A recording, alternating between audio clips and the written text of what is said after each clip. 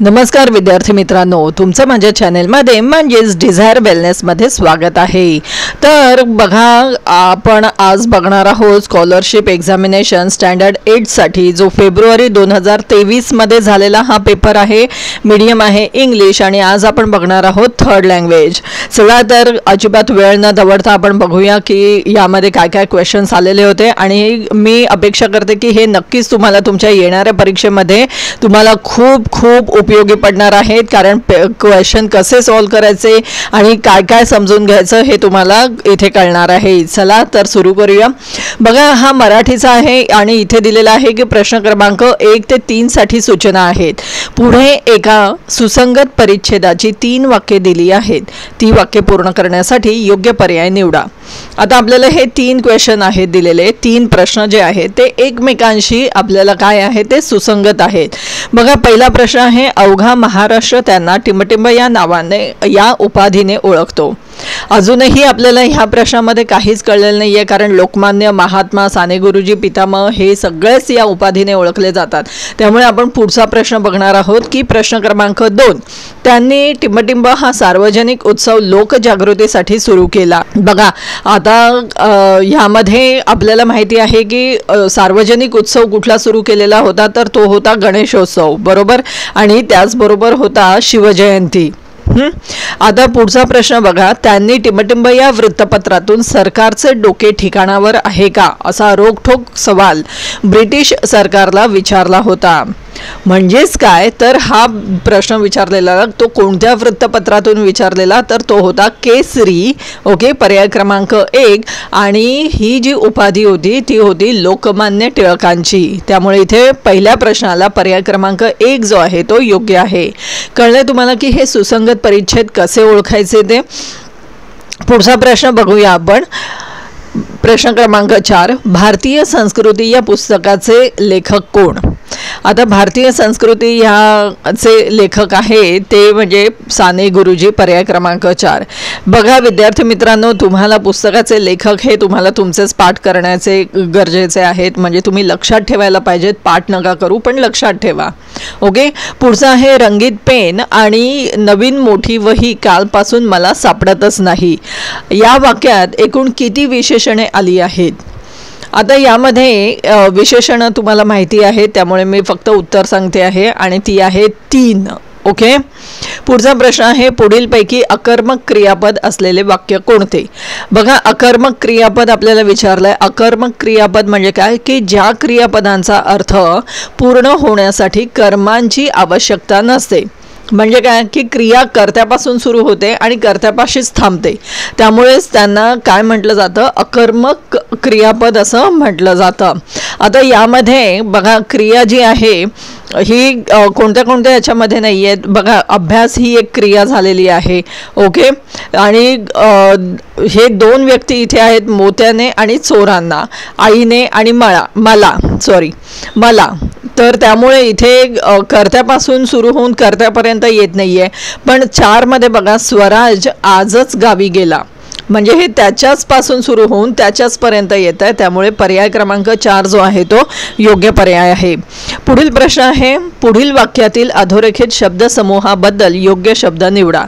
अलीकडच्या काळात आपापसातील भांडणाचे मूळ शेतीवाडी आणि संपत्तीची वाटणी हे झालेले आहे। आणि यामध्ये शब्दसमूह अधोरेखित केलेला कुठला आहे, तर तो आहे आपापसातील भांडण। आता आपापसातील भांडणला एक शब्दसमूह द्यायचा असेल तर त्याला आपण काय नाव देऊ शकतो, तर तो आहे, एक तर तुम्ही कुरबुर म्हणून सुद्धा देऊ शकतात। ओके, किंवा मग तुम्ही यादवी पण शक्यतो तुम्ही यादवी देऊच नका, कुरबुर हाच योग्य शब्द आहे। ओके, आपापसातील भांडणला कुरबुर असं म्हणतात। पुढचा प्रश्न आहे प्रश्न क्रमांक 8, बघा, वाक्प्रचार व त्यांचा अर्थ यांच्या योग्य जोड्यांचा पर्याय निवडा।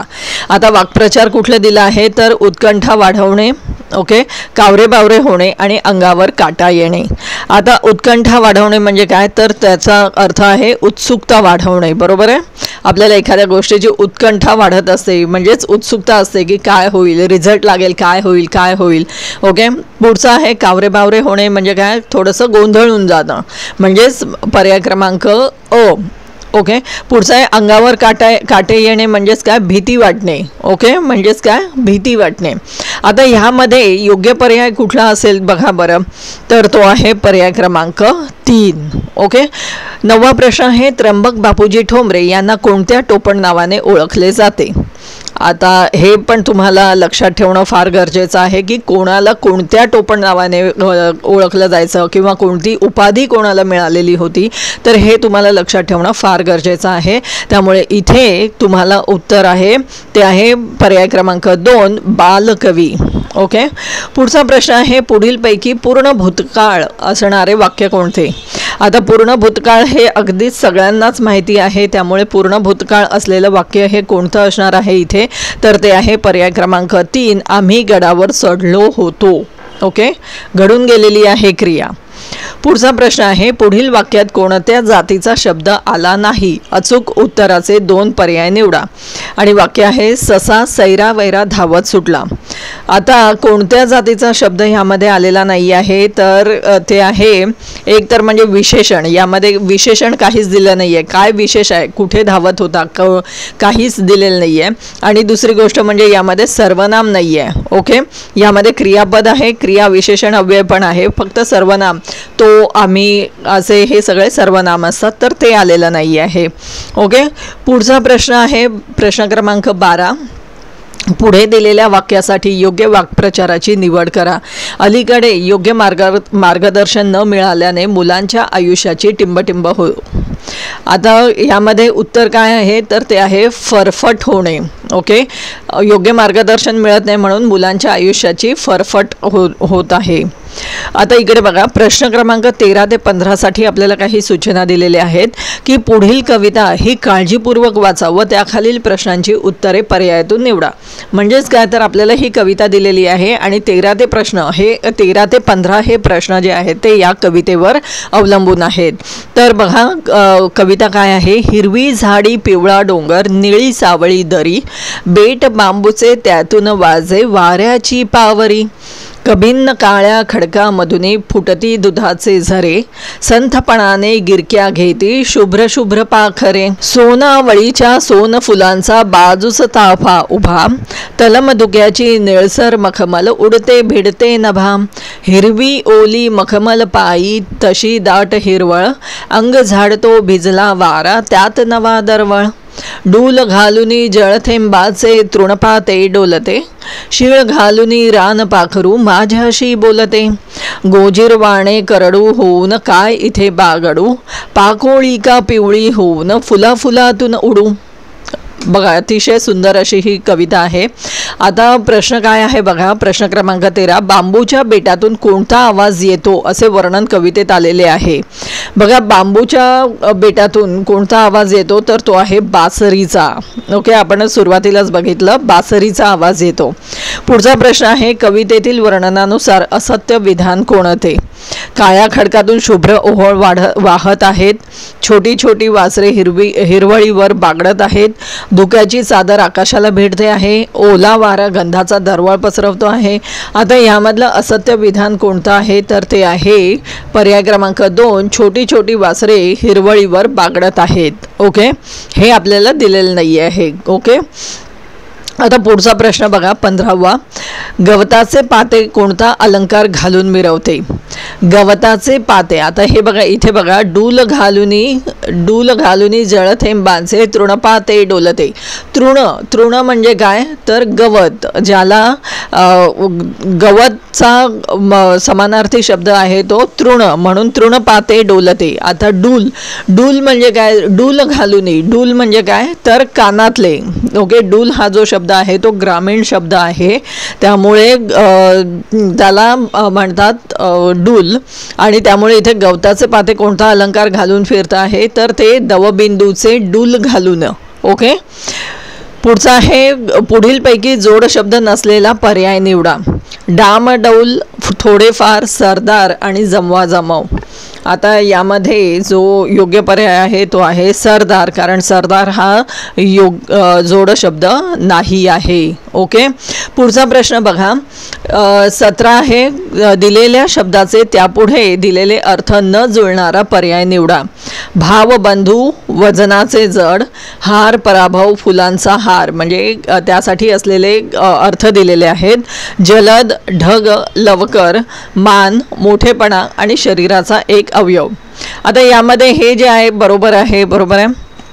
हार आणि पराभव, हार म्हणजेच पराभव सुद्धा होऊ शकतो की आमची हार झालेली आहे अमुक एका खेळामध्ये, किंवा फुलांचा हार असतो. बरोबर. आणि जलदमध्ये बघा ढग आणि लवकर सुद्धा येतं. पण भावमध्ये बंधू आणि वजनाचे जड हा शब्द जो आहे तो न जुळणारा आहे. ओके, त्यामुळे इथे पर्याय क्रमांक 1 जो आहे तो योग्य आहे. पुढचा आहे प्रश्न क्रमांक 18. मृगशीर्ष या शब्दात एकूण किती व्यंजने आली आहेत? बघा, व्यंजन म्हटलं आहेत. व्यंजन म्हणजे काय की ज्याचा उच्चार करताना जिभेचा कंठ, टाळू, मूर्धा, दात, ओठ या अवयवांशी स्पर्श होतो त्यांना व्यंजन म्हणतात. मृगशीर्ष तुम्ही स्वतः हे प्रोनाऊन्स करून बघा. त्यामुळे यामध्ये आलेले जे व्यंजन आहेत ते आहेत पर्याय क्रमांक 4. पुढचा प्रश्न आहे प्रश्न क्रमांक 19. समानार्थी शब्दांची जोडी नसणारा पर्याय कोणता? अचूक उत्तराचे 2 पर्याय निवडा. आता समानार्थी शब्द कुठला नाही आहे याच्यामध्ये बघा, वदन, मुख, श्रम, विश्राम, जंगल, कानन आणि ललना, चपला. म्हणजेच यामध्ये जर कुठला समानार्थी शब्द नाही आहे तर तो आहे पर्याय क्रमांक 2 श्रम, विश्राम. हे अतिशय चुकीचं आहे. आणि जो पुढचा आहे ते आहे पर्याय क्रमांक 4 ललना, चपला. हा सुद्धा चुकीचा पर्याय आहे. पुढे बघा प्रश्न क्रमांक 20. पुढे दिलेल्या शब्दांतील एकूण अशुद्ध शब्द किती? शरीर, अस्तित्व, पुरस्कार, उत्कृष्ट, अणुरेणू, मंजूळ, झुळूक, परंतु. आता हे सगळे शुद्ध शब्द आहेत, अशुद्ध शब्द यामध्ये आपल्याला दिलेले आहेत. तर ते किती आहेत आपल्याला बघायचं आहे. आणि ते आहेत 3. ओके, आता ते कोणते तुम्ही बघा, तुम्हाला सापडता आहेत का? मी उत्तर तुम्हाला दिलेलं आहे, थोडंसं तुम्ही सुद्धा विचार करा. पुढे आहे 21वा प्रश्न. पुढे दिलेल्या वाक्यातील अधोरेखित शब्दासाठी योग्य विरुद्धार्थी शब्द पर्यायातून निवडा. आता सामान्य लोकांनाही नागरी जीवनाची ओढ लागली आहे. नागरी खाली अधोरेखित केलेला आहे. त्यामुळे ह्या नागरी या शब्दाचा विरुद्धार्थी शब्द कुठला असेल तर बघा, नागरी म्हणजे काय, जो शहरामध्ये राहतो तो, त्याच्या विरुद्ध आहे जो ग्रामीण आहे तो. त्यामुळे इथे पर्याय क्रमांक 1 ग्रामीण हे उत्तर बरोबर आहे. पुढचा प्रश्न आहे 22वा. पुढीलपैकी चुकीची विरुद्ध लिंगी जोडी निवडा. आता बघा, चुकीची निवडायची आहे. गाय, बैल, विधुर, विदुषी, मोर, लांडोर, साधू आणि साध्वी. आता यामध्ये जी चुकीची जोडी आहे ती आहे पर्याय क्रमांक 2 विधुर आणि विदुषी. कारण विधुरच्या विरुद्ध विधवा येतं, विदुषी नाही येत. ओके, पुढचा प्रश्न आहे प्रश्न क्रमांक 23. पुढीलपैकी अनेक वचने नाम कोणते? आता अनेक वचने खेळणे, नाणे, गाणे आणि फुटाणे. बरोबर. आता ह्याच्यामध्ये अनेक वचनं कुठली आहेत बघा. खेळणे एकच असतं, नाणे एकच असतं, गाणे पण एकच असतं, फुटाणे मात्र अनेक असतात. त्यामुळे अनेक वचनी नाम जे आहे ते पर्याय क्रमांक 4. पुढचा प्रश्न आहे 24. पुढीलपैकी योग्य विरामचिन्हे वापरलेले विधान पर्यायातून निवडा. हे विधान आपल्याला दिलेले आहे, त्यामध्ये जो योग्य विरामचिन्हे घातलेले आहेत तो आहे पर्याय क्रमांक 2 भरत मला म्हणतो बाई हा मांजरांचा विभाग बघायचा आहे. प्रश्न क्रमांक 25. स्पष्ट असलेल्या गोष्टीला पुरावा नको या अर्थाची म्हण या पर्यायातून निवडा. आणि ती आहे पर्याय क्रमांक 4 हातच्या कंकणाला आरसा कशाला. बघितलं, अशी ही 25 प्रश्न होती जी आपण अतिशय सोप्या पद्धतीने सोडवलेली आहेत. आणि तुमच्या उद्याच्या परीक्षेसाठी तुम्हाला नक्कीच याचा फायदा होणार आहे. व्हिडिओ आवडला असेल तर नक्कीच लाईक आणि शेअर करा आणि चॅनलला सबस्क्राईब करा. तेव्हा आपण भेटूया आपल्या पुढच्या व्हिडिओमध्ये. धन्यवाद.